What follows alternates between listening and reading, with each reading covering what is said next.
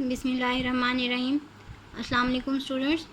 हमारा 13 चैप्टर जो है वो फ़िनिश हो गया है और हमने आज से उसकी प्रॉब्लम्स और शॉर्ट क्वेश्चन जो हैं वो करने हैं जो आपके एक्सरसाइज में दिए हुए हैं। 13.1 देखते हैं प्रॉब्लम, इसकी स्टेटमेंट देखते हैं। और स्टूडेंट, मैंने आपको पहले भी कहा था कि जब भी आपने प्रॉब्लम ये शॉर्ट क्वेश्चन करने हैं या प्रॉब्लम करनी है तो आपने उसकी स्टेटमेंट रीड करनी है अच्छी तरह से। उसमें देखना है कि क्या गिवन डाटा है, किस तरह से फाइंड करना है और सोल्यूशन क्या फार्मूला लगा के उसका सोल्यूशन होगा। इसी तरह से ये शॉर्ट क्वेश्चन आज हम करने जा रहे हैं। 13.1 शॉर्ट क्वेश्चन है। आपने इसको अच्छी तरह से रीड करना है और इसको जो आंसर देना है आपने येस और नो में नहीं दे देना, या आपने एक लाइन में इसका आंसर नहीं दे देना। आपने कोई फार्मूला अगर इसमें गिवन है, फार्मूले को लिख के उसकी वैल्यूज़ लिख के उसके बाद आपने उसकी जस्टिफिकेशन देनी है, उसकी रीज़निंग देनी है। So that is the reason to find the solution. आपने अगर 2 मार्क्स भी लेने हैं तो 2 मार्क्स के लिए आपको उसकी जस्टिफिकेशन देनी होगी। चलें स्टार्ट करते हैं। 13.1 ये हमारा शॉर्ट क्वेश्चन है। फर्स्ट शॉर्ट क्वेश्चन है, a potential difference is applied across the ends of a copper wire. What is the effect on the drift velocity of free electrons.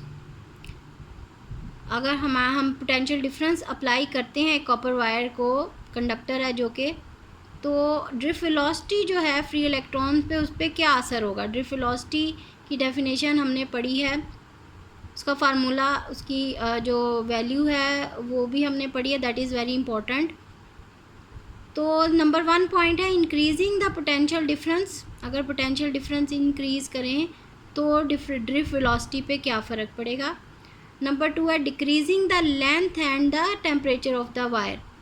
Length और टेम्परेचर जो है wire का कम करें तो क्या affect होगा ड्रिफ्ट वेलोसिटी पे। तो आंसर देखते हैं इसका। नंबर 1 पॉइंट है, अगर हम इंक्रीज़ करते हैं पोटेंशियल डिफरेंस तो क्या असर होगा ड्रिफ्ट वेलोसिटी पे। तो ड्रिफ्ट वेलोसिटी स्टूडेंट क्या होगी कि फ्री इलेक्ट्रॉन्स की इंक्रीज़ होगी by increasing the potential difference. ये तो इसका आंसर है, लेकिन ये आंसर काफ़ी नहीं है। You have to give the reason also, then you will get 2 marks. Reason क्या है इसकी कि देखें, drift velocity of free electron जो है कंडक्टर की, अगर हम एक कंडक्टर लेते हैं, उसकी लेंथ एल है, उसका area of cross section A है, तो ड्रिफ्ट वेलोसिटी का फार्मूला जो होता है वो हमारे पास V D is equals to I over N A E. ये फार्मूला कहाँ से आया हमारे पास। ये जस्ट सिंपल सा फार्मूला है। आपको पता है v is equals to s over t होता है। ये बहुत बेसिक क्लासेस में आपने ये पढ़ा हुआ है। वी जो है वो distance over displacement over time.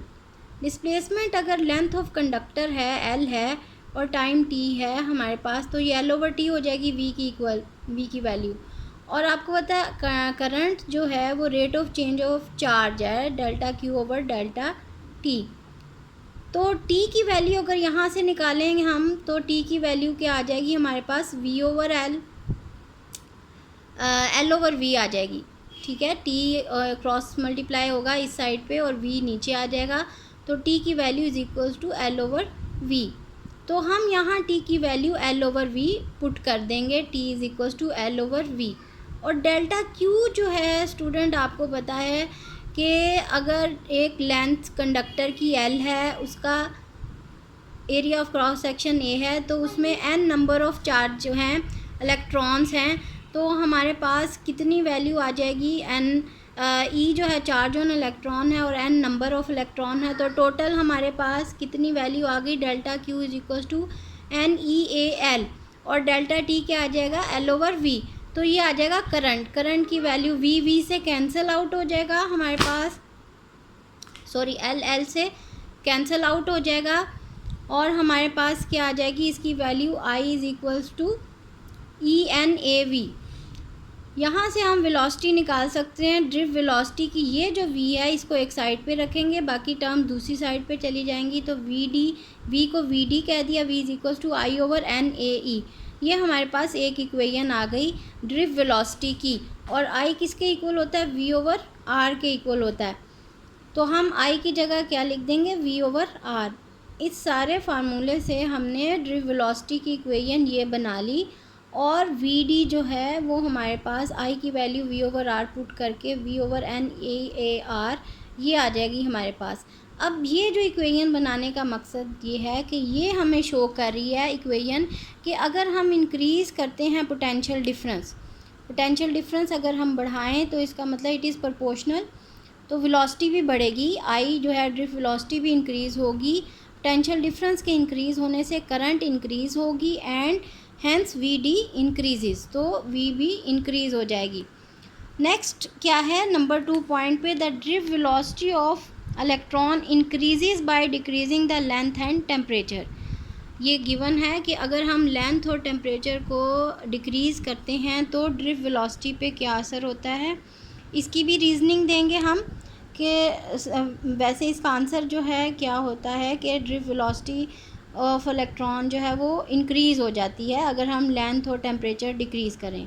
लेकिन रीज़निंग इसकी क्या है, the drift velocity of free electrons in conductor of length L and area of cross section जो है, अगर area of cross section A है हमारे पास तो ड्रिफ्ट वेलोसिटी वही वाली equation V D is equal to I over N A E आ जाएगी हमारे पास, और ड्रिफ्ट वेलोसिटी की आई की value V over R put करेंगे।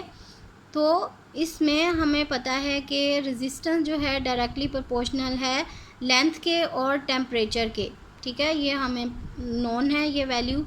तो अगर हम आर जो है हमारे पास ये एल के प्रोपोर्शनल हो और टेम्परेचर के प्रोपोर्शनल हो तो लेंथ, क्योंकि ये डिनोमिनेटर में है रेजिस्टेंस, तो डिनोमिनेटर में अगर टेम्परेचर डिक्रीज़ होता है या लेंथ डिक्रीज़ होती है तो क्योंकि ये आर दोनों के प्रोपोर्शनल है तो वी डी जो है वो इन्वर्सली प्रोपोर्शनल है आर के। इसको कम करने से ये बढ़ जाएगी, वी डी जो है ड्रिफ्ट वेलोसिटी इंक्रीज़ होगी bye decreasing the temperature and length of the conductor. Hence when length and temperature decreases the resistance of the conductor decreases, so I increases, I is equals to V over R, hence VD increases. So this is the reasoning and justification of the question.